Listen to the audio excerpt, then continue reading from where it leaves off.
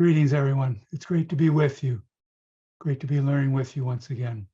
Our presentation today is entitled Meditation in Depth 13. Now, meditation is the key and central practice for spirituality and for the mastery of life, and much progress can be made when we practice meditation daily. To prepare ourselves for a presentation, we'll meditate first, and then we'll have the main body of the presentation. Bear with me while we get the slide up. Great. You'll see before you now a most remarkable image. It's referred to as the Shaker inspirational drawing. It dates from approximately 1840 to 1860 and thought to be done by a particular Shaker by the name of Sarah Bates, who lived from 1792 to 1881. The medium is pen and brush and colored inks over graphite on paper. The dimensions are about 15 and an eighth inch by 20 and 5/16 inches, so approximately 15 inches by 21 inches. It's housed today at the museum in Philadelphia, particularly the Philadelphia Museum of Art. Now, the Shaker tradition is a very deep spiritual tradition and religious communal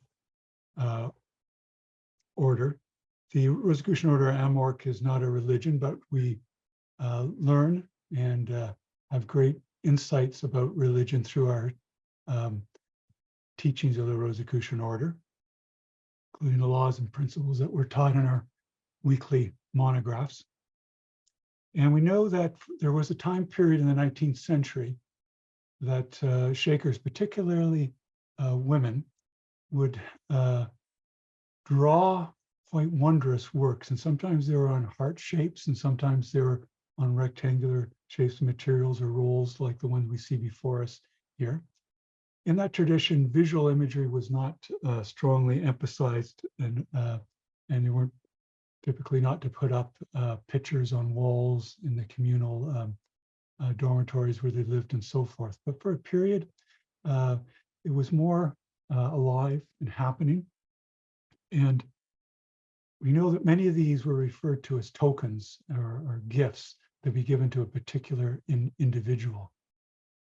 And it's quite remarkable that some of the researchers on this back around 1939 were speaking to a particular Shaker elder, and that elder mentioned to them that she had certain images on rolls and parchment or paper from her girlhood or childhood when she was a young Shaker that she had preserved but hadn't shared generally since.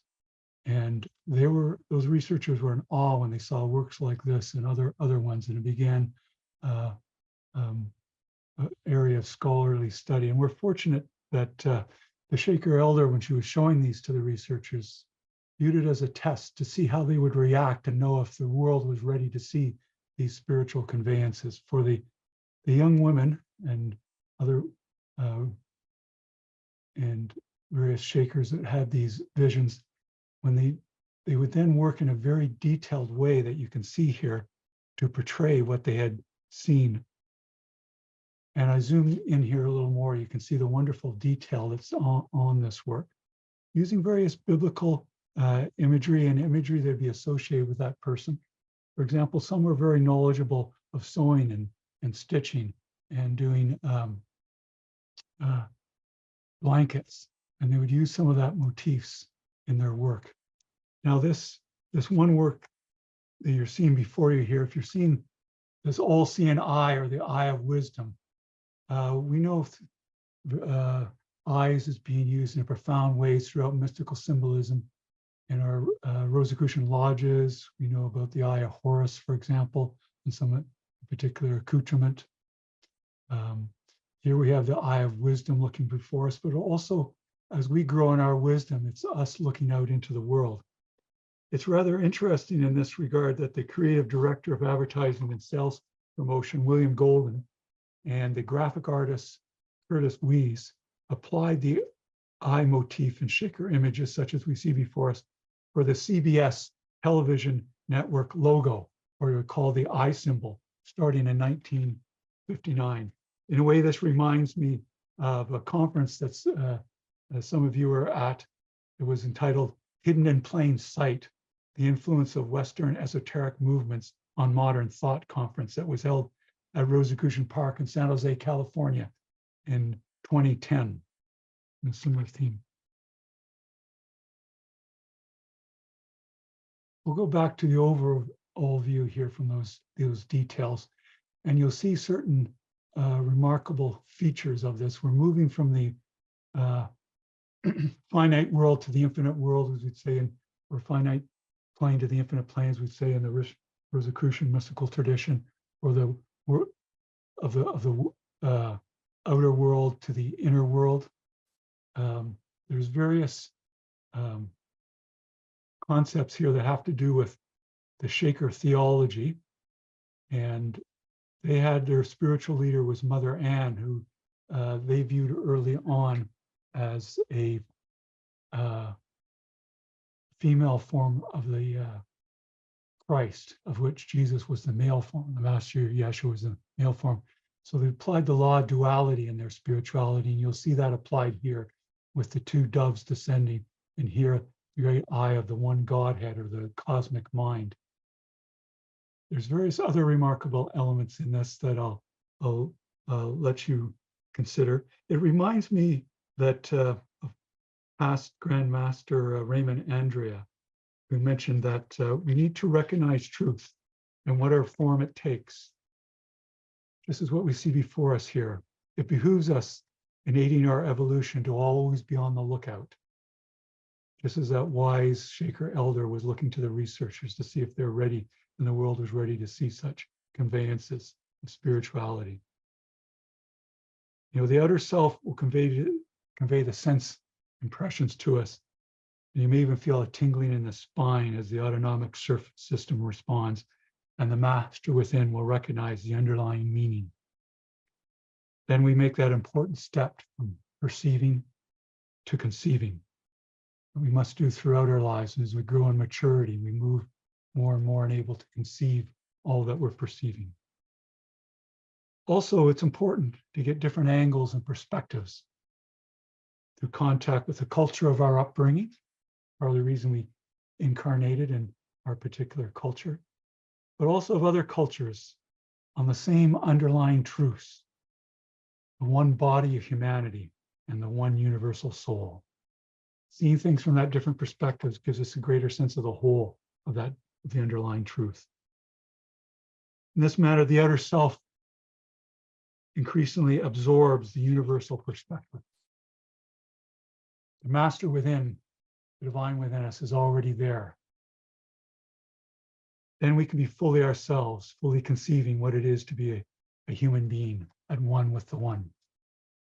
So with this inspiring diagram before us, let us follow back the inspirations that did come from the Shaker Serabates in our meditation as we rise up from the material world in the lower register here to the spiritual world in the upper one here, and partake of the eye of wisdom and become more and more able to see with it, perceiving and conceiving. So let's apply the Rosicrucian booklet as our practice here, Liber 777, that I'll give you a reference to towards the end of the presentation. I invite you now to close your eyes.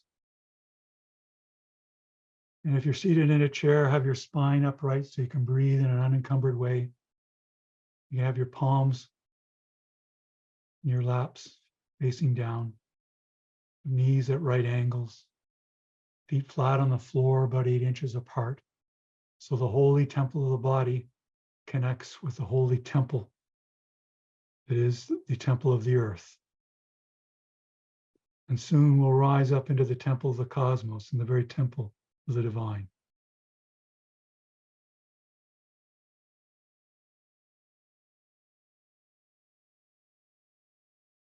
Just take some gentle breaths, doing what Rosicrucians refer to as neutral breathing, neither holding the inhalation nor holding the exhalation. profoundly simple act. But when we come into the deeper understanding of the truths of life, we're in awe of the simplicity, the clarity, the oneness. Just let go of the cares of the day. You can view this time as a mini retreat together to be recharged, rejuvenated, rested, all the more ready to carry out the duties of our day and fulfill our mission in life.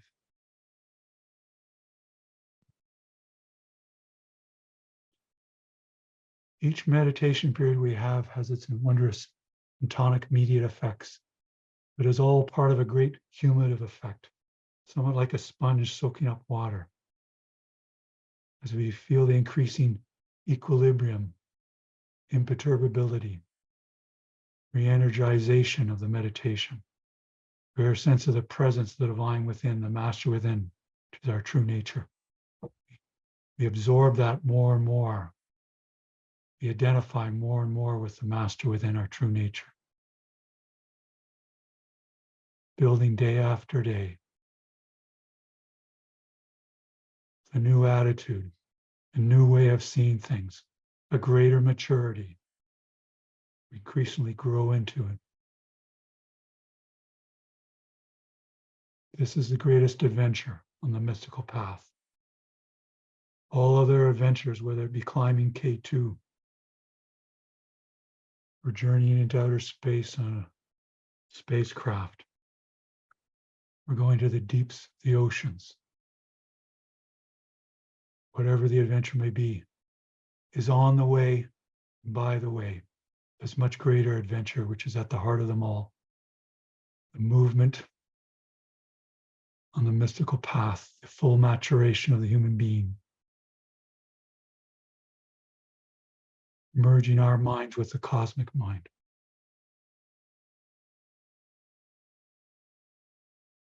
Increasing our capacity to radiate love and well-being.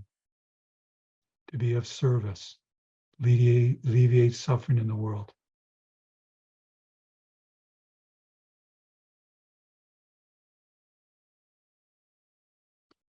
Just continue to enjoy the gentle rhythm of the breath for this initial purification meditation.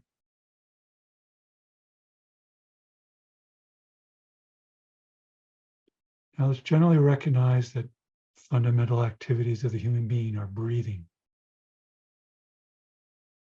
drinking water, eating for our survival. And we have strong urges when we need to do these if we've not been mindful of them. The practice of meditation is every bit as much as fundamental of those acts. And we'll find increasingly as we grow and mature that the urge to meditate becomes stronger and intensify. Know that it's a fundamental activity of being a human being and fulfilling our mission in life. Being truly ourselves, assisting others to do likewise. To heal ourselves and others, to become whole. At the fundamental basis, mysticism. To enter into the spiritual marriage, deification, to be one with the divine. Our true nature.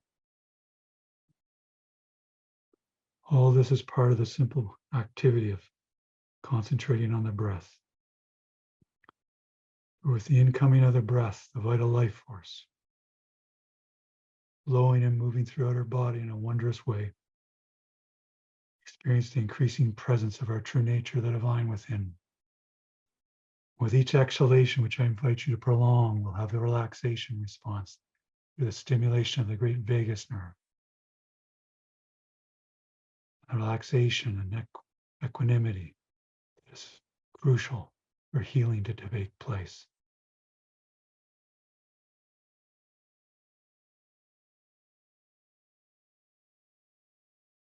Now let's continue this active meditation and purification further, fratres and sorors and participants. Let us now rise up to the heights of the celestial sanctum, just as in the inspirational drawing, rising up to the divine. Apply the instructions of the Liber 77 booklet. First, let us use a prayer and invocation. I invite you to say with me. May the divine essence of the cosmic infuse my being and cleanse me of all impurities of mind and body, that I may enter the celestial sanctum and attune in pureness and in worthiness. So mote it be. Now, fratres and sorors and participants, let us rise up using all our inner psychic faculties and imagination. Rise up over the dwelling where we are, the home or building, and look down upon it, and rise up at great speed, seeing below the system and order of our neighborhood, the entire city or geographic area where we dwell, and continue to rise up and see below us the province or state where we dwell. See the weather systems and the landforms that are unique to our area, be they deserts or mountains or hills or lakes or seas, farmers' fields, wherever they are. Take them in and continue to rise up faster and faster. We begin to transcend space and time and see below us the great nation or country where we dwell. And radiate our love and well-being back to all sentient beings there, going about their lives, fulfilling their missions, learning and growing. Let's continue to rise faster and faster, seeing below us the continent where we dwell, and even the entire hemisphere of the earth. And now the entire earth, the beautiful blue jewel. See the spiraling weather systems in the earth rotating about its axis, the moon going around it. And look up and see the other planets of our solar system, and the great fiery ball of the sun, the huge planet of Jupiter, and the wondrous rings of Saturn, smaller planets such as Venus, Mercury, and Mars, radiating their psychic vibrations to us, become increasingly sensitive. We radiate back to them our own psychic impressions and love and well-being. Thankful to this wondrous home, suggestive in its motions, the great cosmic keyboard, just like in our concentration on the breath, that all is vibration, some through rotations and some through other vibrational movements. Let us continue to rise up higher and higher, fratres and sorors and participants, enjoying the exhilaration of the ascent, applying the Rosicrucian law of correspondence, whereas we rise higher and higher into the universe. At the same time, there'll be the equal operation of going deeper and deeper within ourselves, in greater and greater contact with our true nature, the master within, the divine within. And as we rise into the cosmos, we experience more and more of the very presence throughout the cosmic mind. The Rosicrucians have the great word cosmic to mean the cosmos and all the natural and spiritual laws operating in it, the universal intelligence back of it. As we continue to rise up, since the myriad stars and rogue planets and asteroids and the nebula, the supernova, and start to sense the large-scale structure of the galaxy we live in, the Milky Way galaxy. Sense how it's rotating about its center. Let us exit right out from the Milky Way galaxy and look back at its beautiful spiraling motions, falling its own way to the law of vibration. And look up and see other myriad stars and nebula and interstellar gases connecting the galaxies. Continue to rise faster and faster, way beyond the speed of light, transcending space and time now as we move deeper and deeper within ourselves as we rise. And see great clusters of galaxies, and not only clusters of galaxies,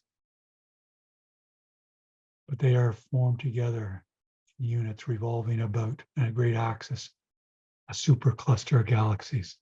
And not just one supercluster of galaxies, but many, many of them as we rise up higher and higher, enjoying the exhilaration of the ascent. Take in the great beauty, all the psychic, physical impressions, the full range of the cosmic keyboard that Rosicrucians speak of it, higher and higher octaves of vibration. And sense the celestial music, the harmony of the spheres. As we rise up higher and higher, increasingly feeling the ecstasy of the ascent, oneness with our true nature.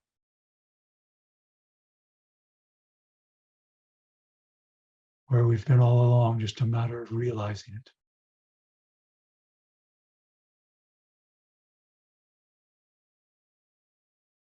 Sense increasingly the vastness of the cosmos, suggesting the vastness of the infinite plane of which this is a manifestation.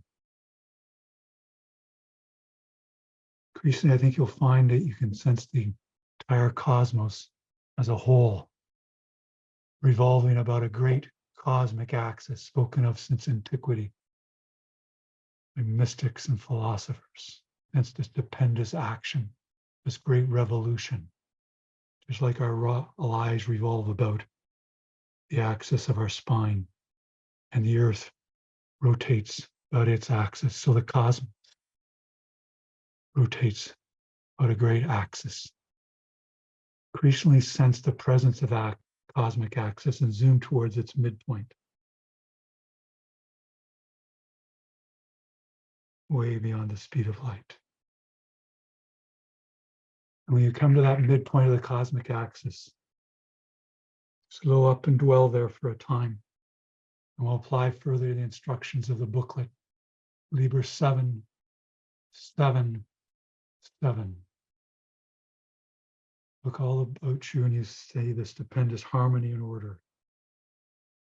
You may wish now to visualize, using all your senses, your personal celestial sanctum. Maybe an inspiring temple on earth, some sacred place in nature. Fill in the sights and sounds and impressions. Maybe beautiful stained glass windows depicting Rosicrucian and mystical laws and principles. You may be incense rising up, suggestive of the great ascent we just taken, and to transmutation from the material to the immaterial. You may sense the presence of other seekers and those on this conference call with us. The officers of our order and the imperator of our order may be conducting sacred convocation for our enlightenment in the presence of the visible and invisible masters. Just continue to fill in the deep impressions, the sights and sounds. Feel the exhilaration at be at this high point of consciousness.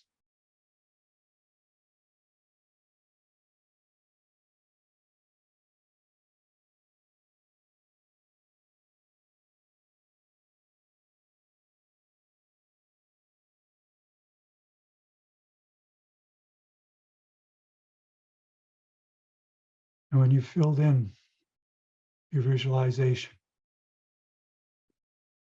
using all your inner psychic faculties, spiritual experience, sense impressions, memory.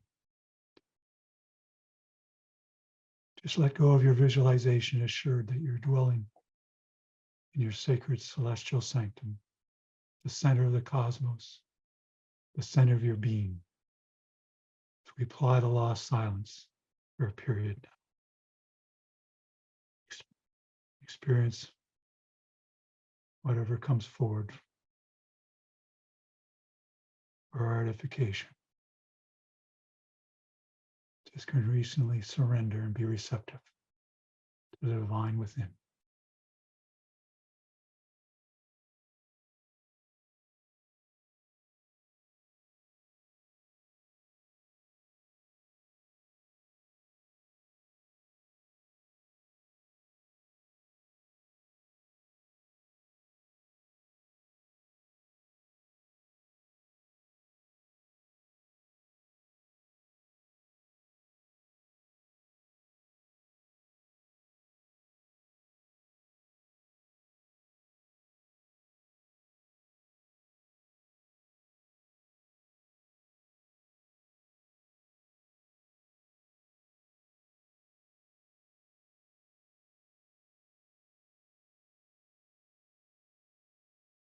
Now, fratres and sorors and participants, let us continue our meditation, conducting a further operation of spiritual nature in the work and worship of the Rosicrucian Order Amorg. Let us work as a silent council in conjunction with the Council of Solace, our Grand Lodge, to radiate love and well-being to all those who've petitioned the Council of Solace for healing and guidance, and all those who have petitioned our affiliate bodies for guidance and healing, and all those you know who are in need of guidance and healing,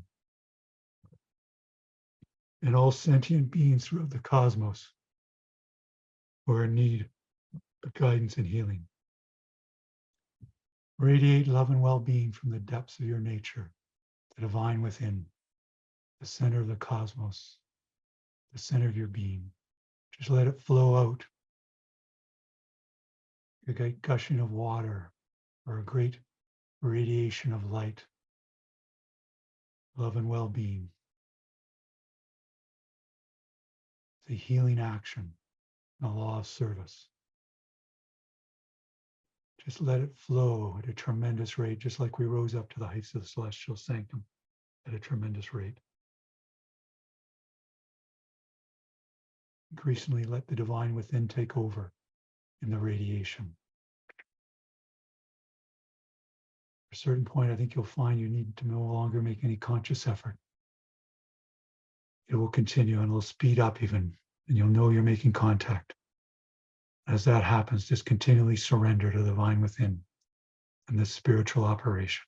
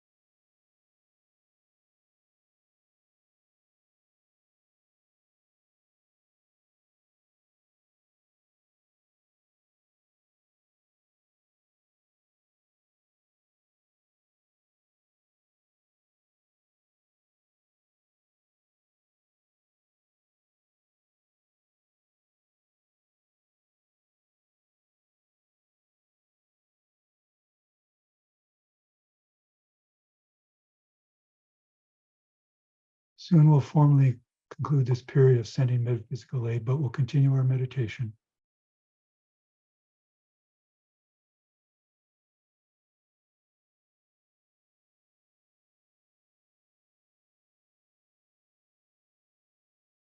Now we'll close this period of meditation formally, assured that it'll continue to radiate love and well-being from us as a way of life, as part of our mission in life.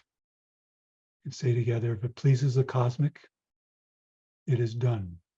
So mote it be.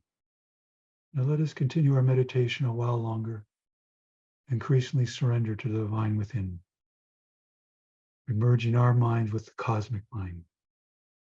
Experience as the cosmic mind does. Assume the cosmic mind. Be the cosmic mind now.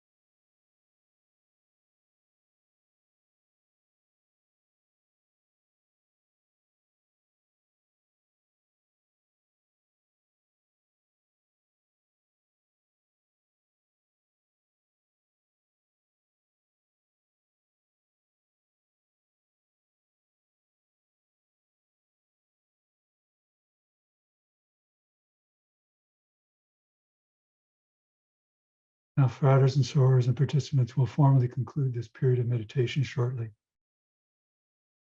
And we'll begin our descent from the heights of the celestial sanctum.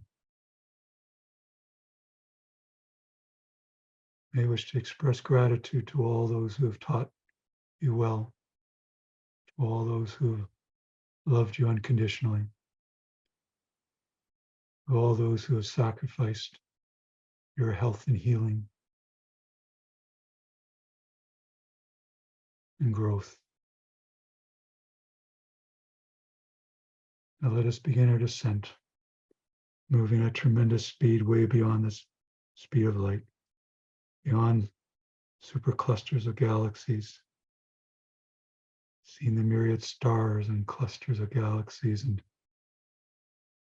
galaxies of various forms, and the planets, the asteroids, the nebulae. It's a tremendous harmony and order of it all, revolving about the great cosmic axis. Enjoy the exhilaration of the descent. And see in the distance the great supercluster that is our home. And enter into it past myriad galaxies and clusters of galaxies. See in the distance the cluster that is our home. Plunge into it. See the myriad galaxies and the vastness, suggesting the great infinite vastness, the divine within.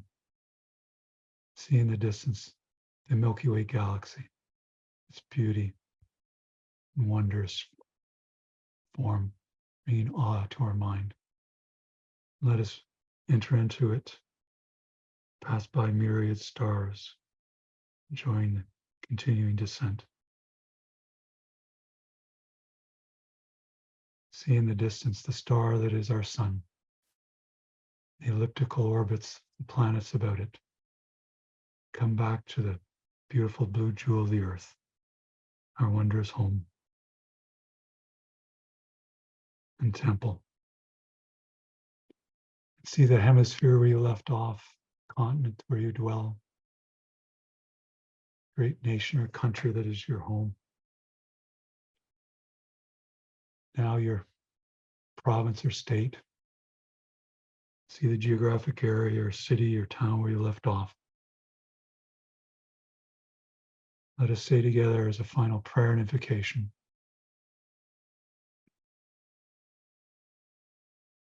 May the God of my heart sanctify this attunement of self with the celestial sanctum. So mote it be. Let us continue to descend in our neighborhood and then our dwelling or building. Back in the room we are. Feel remade, rejuvenated, all the more soaking up like a sponge, the divine within our true nature. Continuing the meditative state, it's a way of life for a great maturation, evolvement for that of others. And when you're ready, you may wish to stretch, open your eyes, be energized and rested, all the more ready for the work and worship of the Rosicrucian Order Amwork and the continuation of our presentation.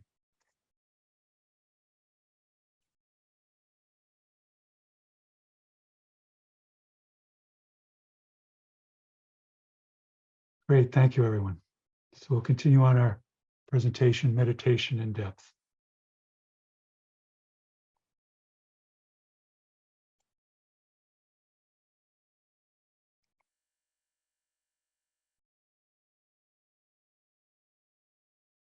We'll do this by having a series of questions about meditation. The first question is it okay to meditate in complete silence? In answering this, it's good to consider what we mean by silence. By silence, we could mean, for example, the sound level in the room and the environment where we're meditating. By silence, we could also mean that no instructions are being given by a recording or a meditation group leader. By silence, we could also mean that no words are being spoken or said inwardly by ourselves as we meditate. This could include prayer words, sacred vowel sounds that we learn in our weekly studies of the Rosicrucian orders, or mantras. And yes, it can be fine to meditate in silence with respect to all of the above forms of silence. Each of us can see what is most effective for us to do. And we may wish to have variety at various times during the day or over the week in how we do meditate. What is important is we are meditating daily. Now, when we're stressed or have a challenging time in our life, it can be helpful to participate in meditations that have guided instructions through a group leader or a recording. But we still have periods of silence. The spoken directions can be helpful to stay focused on meditation during that stressful period. Now, our meditation today, of course, included periods of silence as well. And it's important to include those to increase that surrender, receptivity to the master within, the highest rates of vibration of the cosmic keyboard. Now, silent does not mean that there is not a lot of activity going on. For example, the bodily functions can become more harmonious in their operations. The gamma waves of the brain start to become more intensified and more integrated with our faculties. The immune system is boosted and many other matters of a healthy nature. When you're meditating on a recording, you may wish to press the pause, just as they're in the presentations on the Rosicrucian TV. They can be paused to allow longer periods of silence if you wish. And there's a very helpful description of entering the silence in the Amort book, Sanctuary of Self, which I'll give you a reference to by past Imperator Ralph M. Lewis. It's good to reread that text because as we grow and learn, the depth of it increases in our understanding of what the meaning of silence is. Indeed, there is a law of silence that we apply during meditation by entering into the full depth of silence, the mystical silence, which is very spiritually enriching, that we can take throughout our day with us and keep coming back to that. So all the tumult of our daily life has a deep inner stillness. Just like in a hurricane, there's that still center, even though there's the great energies and actions going around us. Now, silence, in the sense of transcending space and time, that is letting go of who you are and where you are, not focusing on the impressions of the objective, subjective, or even subconscious minds. All of these are part of the meditation technique and meditative state. So yes, it is okay to meditate in complete silence, and silence is a very important part of meditation.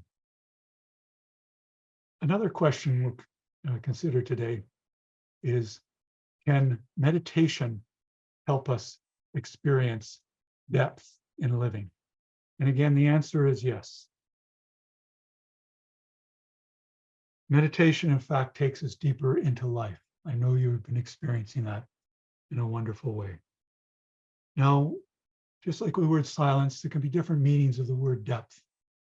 Depth can allude to understanding in more detail, having a very detailed knowledge of some subject matter, that a person has in-depth knowledge, yes.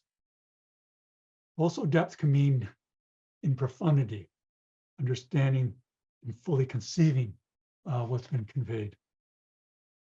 Also, depth can mean, as emphasized by our imperator, Claudio Mazzucco, that depth in the experience of our interconnections with all and everyone through the universal soul. Now, in meditation, we in a way listen in depth. It allows us also to listen to others in depth. And after we listen to others, we can rise up into the cosmic, and they will ascend up with us in healing as well. This is one of the ways that Rosicrucians know how to heal, along with the metaphysical healing we sent and the contact healing we learn in our weekly monographs, particularly for using with discretion with our family.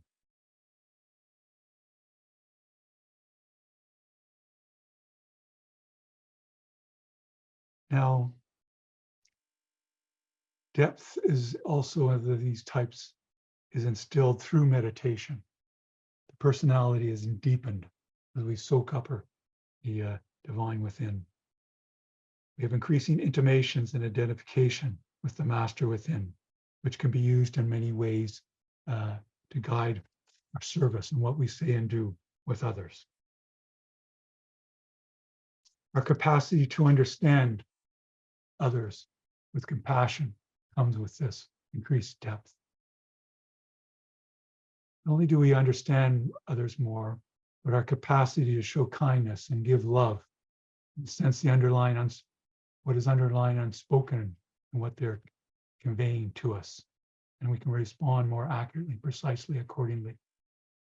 Just like a pebble thrown in a pool, water looks very mirror-like.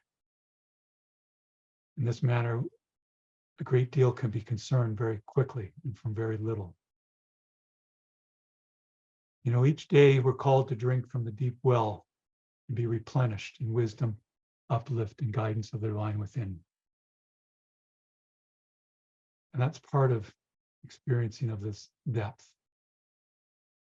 In this matter, there's a close relationship or affinity between genius and the contact with the master within that we come into through meditation.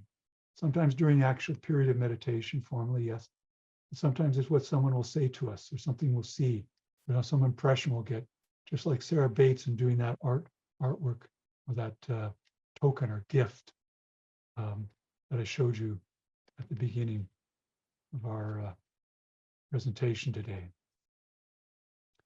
It's wonderful too in how we can see some young artists sometimes to express great depth. And it's great that they have that depth, but to sustain it and apply it without being thrown out from the center requires a detailed knowledge of the laws and principles involved. This is where study of our Rosicrucian laws and principles in the weekly monographs is so important. This is part of the value of regular daily meditation and its cumulative effect that allows the full depth of the human being to be revealed and reviewed, but also know how to maintain the equilibrium of it. And that's where the law of humility is very important. Indeed, the deeper we go, the greater the forces involved. This is why character, purification, and being well instructed and well practiced are so important, so the force can be handled in a balanced, humbling, sustainable way for healing and service. As Raymond Andrea, past Grand Master, mentions once, deep calls to deep throughout life. The disciple must have depth. He or she must be able to pass to any depth in others without being submerged there. We can then have a whole new appreciation of others through greater depth. As we deepen, we can appreciate the depths in others. So yes, meditation helps us experience depth in our lives. Another question I'd like to cover with you now is, does meditation have beneficial effects on the telomeres in our body and their significant role for our health? Now, just in way of mentioning, we'll keep in mind in regard to telomeres that the chromosomes throughout our body, that's the small bodies or nucleus in a cell that carry the chemical, what is called instructions for reproduction of a cell. And they consist of strands of DNA wrapped in beautifully a double helix around a core of proteins. And these are in various fauna and humans, and the human we know, of course, has 46 of them. Now, the telomeres are the segments of the DNA that occur at the ends of the chromosomes. And the telomere is a term that was coined from the ancient Greek telos for end and meros for part. And it's a region of technically known as a repetitive nucleotide sequence associated with specialized proteins at the ends of linear chromosomes, as I just described. Now, most, if not all species that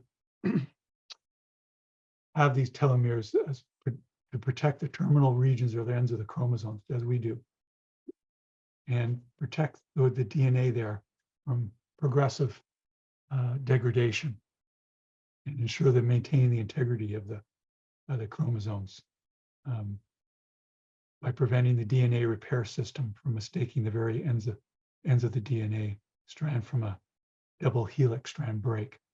So telomeres in our body have an important feature for maintaining our bodies and avoiding the degradation of our bodies. Now,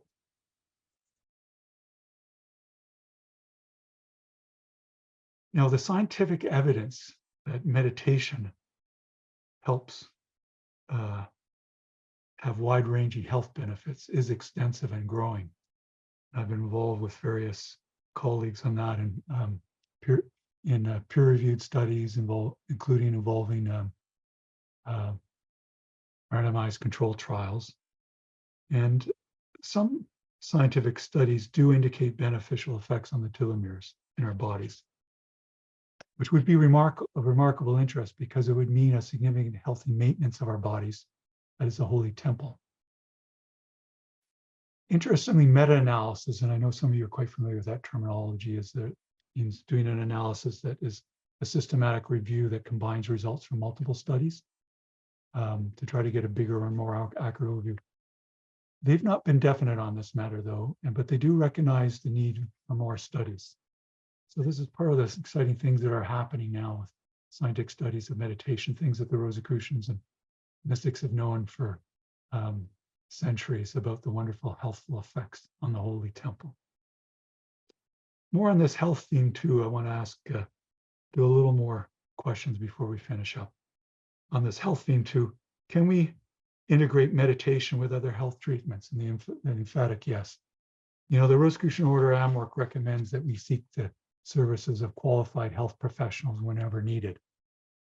Now, the Rosicrucian healing methods work in harmony with those services. Indeed, our experiences of symptoms, whether they be pain or congestion and other things, they can vary actually depending on our state of mind. So our mindfulness through meditation actually helps lighten those negative effects. And that's been scientifically demonstrated, but I think you've found it in your own life and will continue to do so. We also know that meditation boosts the immune system and reduces inflammatory response, is highly restful and re-energizing at the same time. The relaxation and calmness is needed for healing to take place. Health is making whole, which meditation assists in. Indeed, meditation boosts mood, so the severity of depression is lessened. And one of the ways meditation does this is by helping us let go of self-negativity. So all these help through meditation, help with all the things that we may be seeking through the help of a health professional, which the order recommends we do. Now, it's also important in this to recognize in a deep spiritual way that the master within is a great healer for us. In a way, the greatest healer. And also during meditation, we can apply Rosicrucian exercises such as visualization and metaphysical age, like we did in our meditation period earlier in the presentation, in regard to our own health. By these means, we can also help inspire the health professionals who are assisting us to be guided by the master within in determining the health treatment that is best for us. And as a final question I'd like to ask you you think of, and I'll respond to before we finish up, is also of deep spiritual nature. It is, does the biblical description of the Tabernacle of Moses reveal a meditation practice? Yes, it does. Indeed, the biblical edifices, for example, Noah's Ark, the Tabernacle of Moses with the Ark of the Covenant, and the encampment in the wilderness of the children of Israel, or the Temple of Solomon, and the vision of the temple, and the heavenly Jerusalem, are microcosms, or you may prefer more technically, mesocosms, mirroring the macrocosm. And that way they're cosmograms, or technically psychocosmograms that reflect our nature, but also the entirety of creation. They reveal a meditation practice and journey in mystical development. Traditionally, a disciple would be instructed in these mysteries. We don't hear so much about these things today, but if one is keen and vigilant and persevering, these deeper things will come forward. The tabernacle can be used, in fact, as a memory or mnemonic device to aid in the recall of information and teachings. This is a parallel with the vault of CRC described in the Fama Fraternitatis, the Rosicrucian tradition, which can be used similarly to recall Rosicrucian laws and principles. In fact, all our monograph studies can be embedded in the vault of CRC that we visualize. Similarly, early Christian theologians and mystics described the tabernacle as a passage in spiritual development, and to seek a teacher who can initiate one into these mysteries, that is this gnosis. We know that Bede, or sometimes referred to as the Venerable Bede, one of the most learned persons in the early medieval period, wrote commentaries on the temple and the tabernacle. And he goes extensively into their tropological or moral meaning for guiding our lives. Indeed, the passage from the outer to the increasingly inward of the Holy of Holies, the Ark of the Covenant, is a spiritual journey that, for example, the Gnostic master Valentinus and his disciples or students describe as the going towards the bridal chamber. Just like in our meditation today, we went more and more inwardly. Also, rabbis over the centuries have spoken often in an oral way, but sometimes things come out a little more in textual forms. One knows how to seek and learn. For example, Rabbi Ari Kaplan, I'll give you a reference on this, describes how prophets enter into their visionary states. And part of the technique involved visualizing the Ark of the Covenant, and particularly the space between the cherubs on the Ark. It's quite remarkable. We may have been reading this particular spiritual text or sacred text, and all the while along, there's been deeper and deeper meaning and a meditation practice given to us there as we grow and mature. In this is an important point to mention is that one of the great mystics of the Middle Ages, Richard of St. Victor, wrote extensively on the Tabernacle of Moses and the Ark of the Covenant and its conveyances of the stages of spiritual and mystical unfoldment. Particularly in his work, Benjamin Minor, also known as the Mystical Ark. He shows and talks about how in meditation and in spiritual unfoldment and living, one moves from the outer courtyard, the altar of the sacrifice, towards the holy place where the candlestick and the table of shewbread and the able altar of incense in the midground. And then one moves more deeply past the veil to the Ark of the Covenant, the most holy place, as the Valentinian Gnostics say, the bridal chamber where the mystical marriage takes place. All that's involved with a meditation technique to turn more and more inwardly, but also mirrors at a larger scale our spiritual involvement. Similar to how we went increasingly inward for the contact with the divine within during meditation period today. At this time, I'll ask Karen to post in the chat for you the resources for today, and also place them in there as a PDF, one-page document, which I think you'll find the easiest to access for the resources if you're so inclined. At this time, I'll also do a conclusion, and then we'll have some time for question and answers. So today, we have considered some common and not so common questions about meditation. This activity